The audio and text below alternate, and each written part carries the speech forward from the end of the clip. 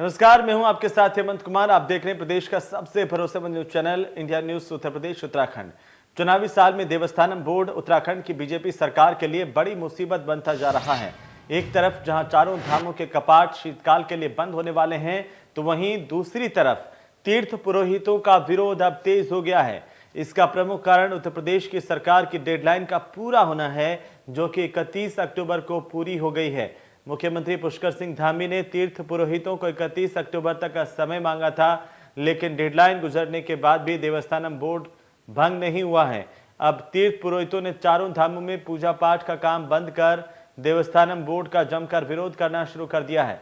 केदारनाथ में पूर्व सीएम त्रिवेंद्र सिंह रावत और बीजेपी के प्रदेश अध्यक्ष मदन कौशिक का पुरोहितों की तरफ से विरोध किया गया। पुरोहितों ने रास्ते में लेटकर त्रिवेंद्र रावत को मंदिर के दर्शन करने नहीं जाने दिया। इधर गंगोत्री में पुरोहितों ने धाम में रैली निकालकर बाजार बंद रखे। 5 नवंबर को प्रधानमंत्री मोदी भी केदारनाथ धाम पहुंचने वाले हैं और ऐसे में बीजेपी सरकार के लिए आने वाले दिनों में मुसीबतें खड़ी हो सकती हैं।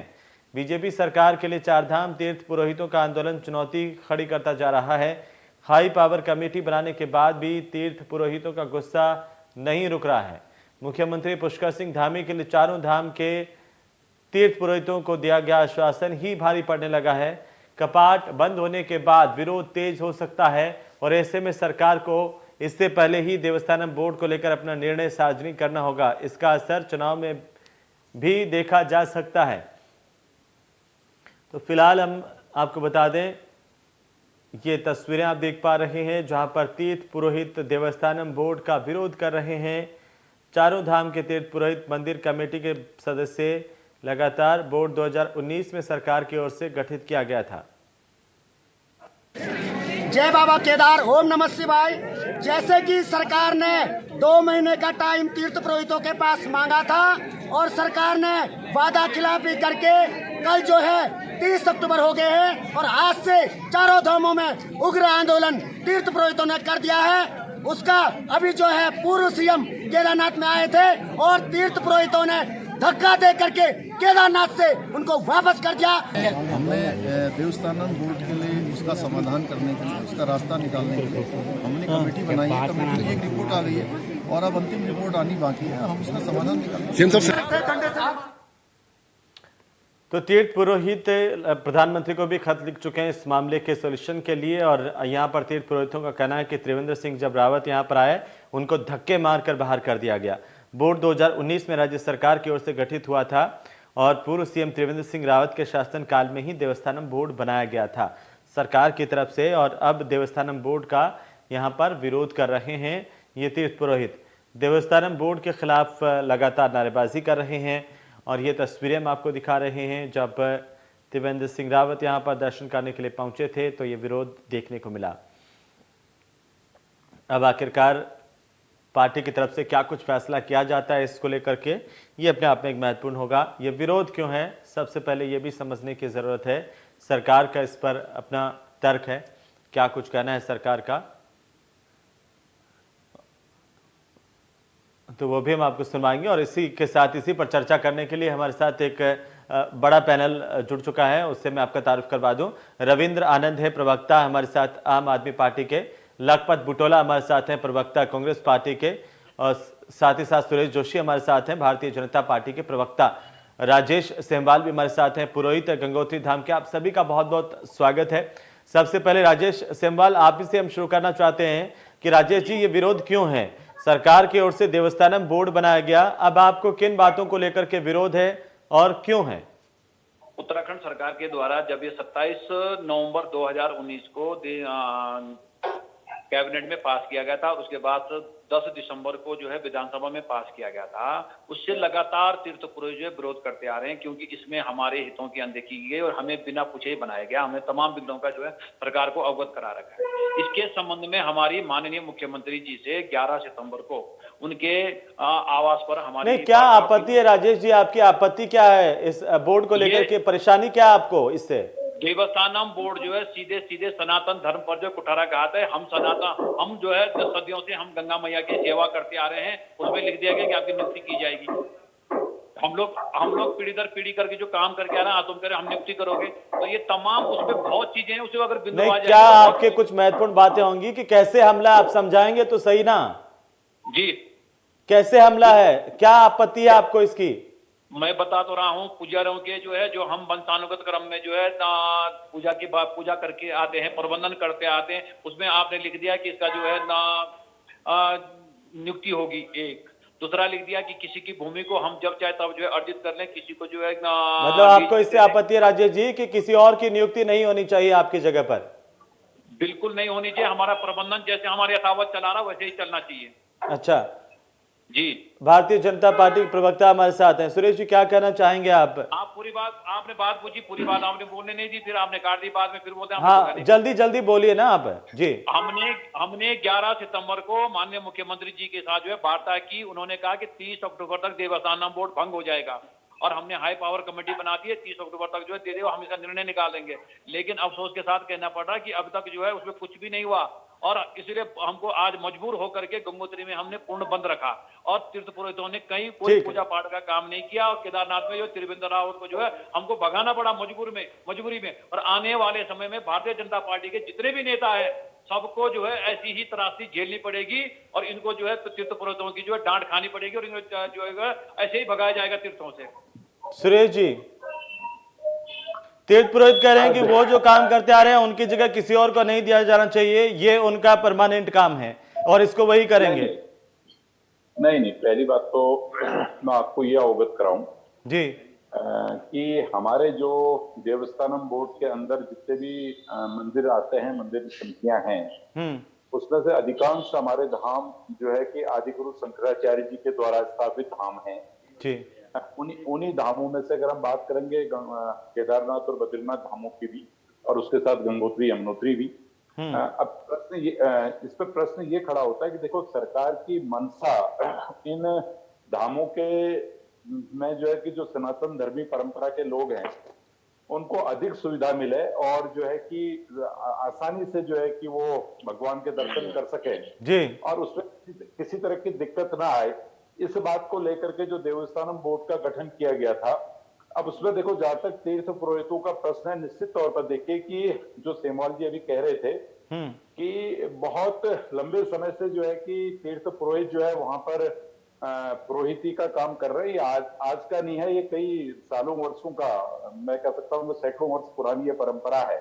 लेकिन इसमें तीर्थ पुरोहितों को वहां से हटाने का जैसा ऐसा कोई प्रोविजन उसमें नहीं है।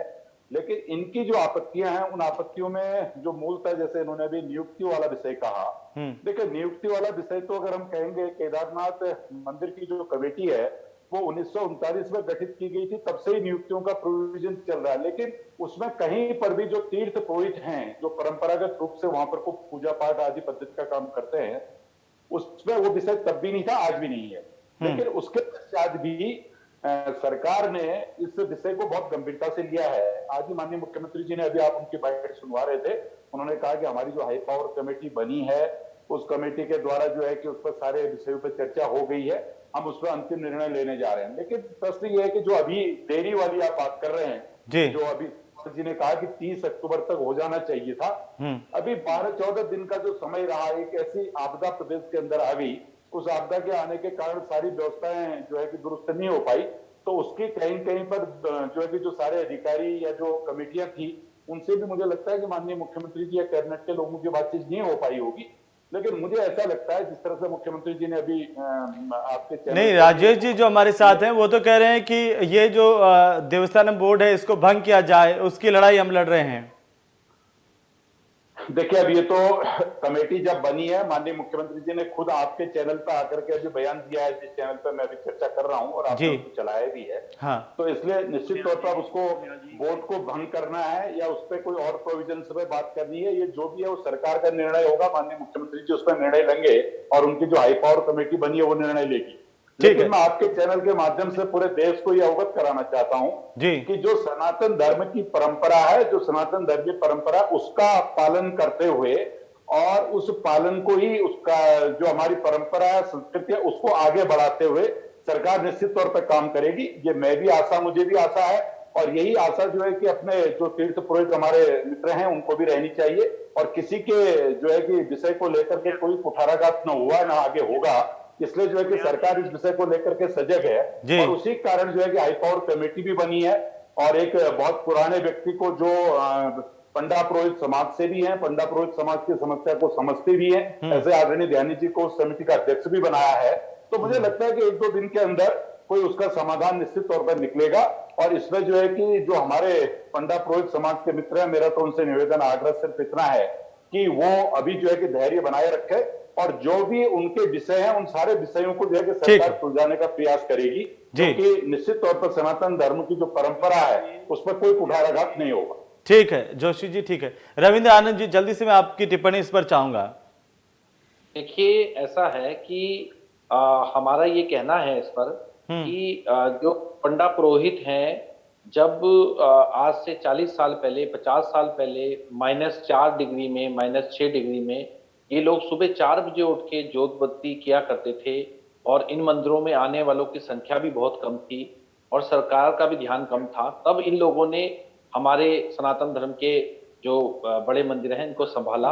तो इनके हक हकूक के साथ कोई भी कुठाराघात नहीं होना चाहिए, पहली बात। दूसरी बात, ये जो देवस्थानम बोर्ड बनाने का काम त्रिवेंद्र रावत जी ने किया है, तो देखिए, जैसा बोओगे ऐसा काटोगे। आज उन्हें जिस प्रकार से तो आपका ये रविंद्र आनंद जी, आपका कहना है कि सरकार कोई बोर्ड नहीं बनाए, जो व्यवस्था जिस चल रही है वो चलने दे, सरकार वहां पर विकास के काम कैसे करवाए, सरकार की जिम्मेदारी होती है कि वहां पर जो लोग आए उनकी सुरक्षा कौन करेगा? देखिए, सुरक्षा व्यवस्था की एक बात अलग होती है, लेकिन तो सारा काम ही तो सरकार को करना पड़ रहा है मंदिरों का। जी सुन लीजिए, मैं बहुत इंपॉर्टेंट बात कहने जा रहा हूं। सरकार की जो इसके पीछे मंशा है, वो मंशा है जो मंदिरों में जो चढ़ावा आता है, जो पैसा आता है, उसको डकारने की मंशा है। उसको डकारने के लिए ही देवस्थानम आनंद साहब ये बनाया गया। आनंद साहब, आप सीधा सीधा ये आरोप लगा देते हैं कि डकारने की, लेकिन इतना अरबों रुपए का जो विकास होता है किसी भी धार्मिक स्थल पर, इतना पैसा खर्च होता है, वो कहां से आता है? फिर देखिए, सरकार के पास ही जा रहा है, तो उसमें किसी आपको आपत्ति क्या होनी चाहिए? डकारना क्या कोई सरकार अपने काम में, वो तो पब्लिक के लिए ही काम आता है ना सर। इस तरह की भ्रामक बातें क्यों हो? देखिए, ऐसा है कि आप अच्छे से जानते हैं जी। रुक जाइए राजेश जी, 1 मिनट में आ रहा हूं, सबको अपनी बात रखने दीजिए, मैं आ रहा हूं। सरकारों के पास अगर ये करोड़ों अरबों रुपया भी चला जाए, तब भी सरकार भूखी नंगी ही रहने वाली है।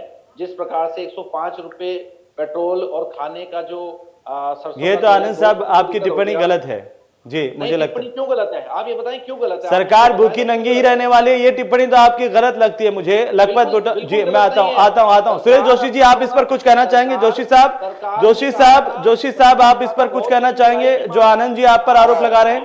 जोशी साहब, 1 मिनट आनंद साहब, 1 मिनट सुन लीजिए, जवाब सुन लीजिए। हाँ ठीक है सर, महंगाई पे डिबेट नहीं कर रहे ना। महंगाई 3 गुना बढ़ा दी गई। एक मिनट आनंद साहब 1 मिनट, थोड़ा धीरज रखिए। जोशी जी, देखिए, पहली बात तो मैं आपको एक बताना चाहता हूँ कि देवस्थानम बोर्ड को लेकर के हम लोग चर्चा कर रहे हैं, तो पेट्रोल और डीजल में फिर बाद में बात करेंगे। अगर पेट्रोल और डीजल का इतना ही इनको वो है, तो दिल्ली के अंदर 1 लीटर पेट्रोल में 28 रुपए 30 रुपए बैट लिया जा रहा है, वहां कम कर दो 10 रुपए लीटर। कौन मना कर रहा है? दिल्ली के अंदर जितने भी, अरे भैया सुनो, तुम्हारे से कम है। अरे सुनो आनंद, टैक्स दिल्ली में कम है। 1 मिनट आनंद साहब सुन लीजिए ना, सुन लीजिए। उत्तराखंड पे जवाब दे लो। अरे सुनो ना आनंद जी सुन लीजिए। पक्ष रखने के लिए आपके पास कुछ है या दिल्ली जाएंगे? आनंद जी सुन लीजिए। आपने विषय रखा है ना, आपने विषय रखा है, शालीनता से उस विषय को सुनो। इतने जो है कि क्यों अधीर हो जाते हैं आप भाई, जब हम अपने विषय को, आपके विषय को सुनते हैं। जोशी साहब, दरअसल रविंद्र आनंद ये कह रहे हैं कि 1 मिनट आनंद जी मुद्दे से मत भटकाइए प्लीज। मेरी विनती आपसे। सुरेश जोशी जी, रविंद्र आनंद जी ये कह रहे हैं कि सरकार की मंशा इस बोर्ड के जरिए लाखों करोड़ों जो अरबों रुपया देवस्थानम, जो ये देवस्थान है, मंदिर है, उनसे आता है, उस पर नजर है। वो डकारने की सोच करके ये देवस्थानम बोर्ड बनाया गया है।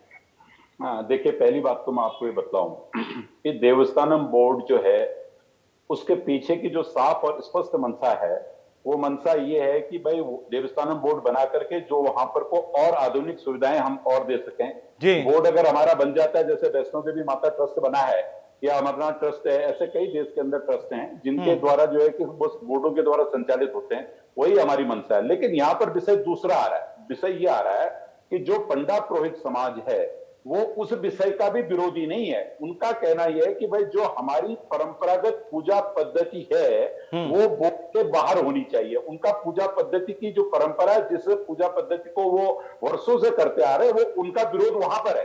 बोर्ड ठीक है। लखपत बुटोला जी, आप कैसे देखते हैं इस पूरे विवाद को, और क्या आप इस बात के समर्थन में हैं कि जो देवस्थानम बोर्ड है उसको भंग कर दिया जाना चाहिए? राजेश सेमवाल और पुरोहितों की मांग जायज है? देखिए, पहली बात तो यह है, हमारी आपसे एक शिकायत है कि आप पैनलिस्टों को सही समय नहीं देते। एक ही व्यक्ति से बुलवाते, दूसरे को चैनल पे खाली बिठा देते आप दर्शक की तरफ। मैं आ रहा हूं ना लखपत जी, जी बोलिए।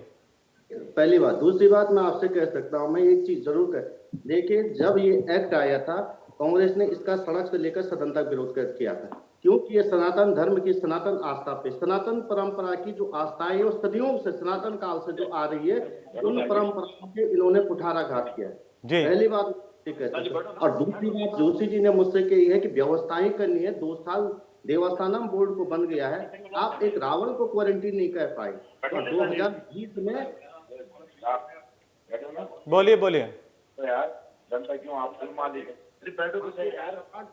समय पे नहीं खोल पाएंगे, ये आपकी व्यवस्था है। अभी आपकी व्यवस्था 2021 की यात्रा हुई, उसके अंदर आपकी कैसी व्यवस्थाएं रही है देवस्थानम बोर्ड की?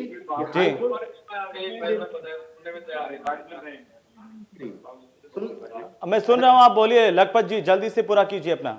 कह सकता हूं कि जिस तरह से जिनके लिए एक्ट बन रहा है, इन्होंने कहा कि बहुत सारे मंदिरों में निश्चित रूप से एक्ट है, लेकिन पहली बार ऐसा हुआ कि 51 मंदिरों को एक ही गवर्न करने का काम किया जा रहा है। पहली बार ऐसा है कि 51 मंदिरों के अलावा उनके जो छोटे मंदिर के पास है, ये एक एक्ट से जिस तरह से गवर्न करने का काम करे, लेकिन उसके विकास पे कोई ध्यान नहीं देने की बात कीजिए। सुरेश जी, जो लखपत बुटोला जी कह रहे हैं उसका जवाब दीजिए कि विकास पर कोई ध्यान नहीं है। देखिए, पहली बात तो मैं आपको ये बताऊं जी कि बुटोला जी जो है प्रतिपक्ष के नेता हैं, स्वाभाविक है कि भाई अगर सरकार अच्छा भी काम करेगी तो वो उस पर जो प्रश्न चिन्ह खड़ा करेंगे, और वो उनकी मजबूरी भी है, और चुनाव नजदीक आ रहे हैं तो उनको बोलना भी है। लेकिन मैं आपको ये बताना चाहता हूं कि देवस्थानम बोर्ड को लेकर के जो आज आप और हम चर्चा कर रहे हैं, जी, मैं आपको लगता है कि अगली चर्चा जब होगी, चाहे 2 दिन 4 दिन बाद, जब भी आप और हम चर्चा करेंगे, जी, आपका ये मंदिर हमारा नहीं, सबका है, हमारा ठीक है। इस बात को मेरा एक सवाल है, सरकार ने जो फैसला लिया है वो सरकार का जो फैसला वो सर्वोपरि है जी। पूरी फैसले को हम लोग भी मानने को तैयार हैं, क्योंकि सरकार ने जो है कि बहुत गंभीरता से इस विषय को लिया है। मैं आपके चैनल के माध्यम से ये बताना चाहता हूं कि आज हम और आप चर्चा कर रहे हैं, निश्चित तौर पर पंडा पुरोहित समाज का इस बात को लेकर के आक्रोश है कि उनका मानना है कि हमारी जो पूजा पद्धति है उस पूजा पद्धति को कहीं न कहीं इस बोर्ड के बनने के बाद दिक्कत है, तो उसका समाधान जो है कि निश्चित तौर पर हम 1 आध दिन के अंदर कर रहे हैं समाधान, और वो समाधान। राजेश जी, आप मुझे सुन रहे हैं? हमारी नियत है। राजेश जी, आप मुझे सुन रहे हैं?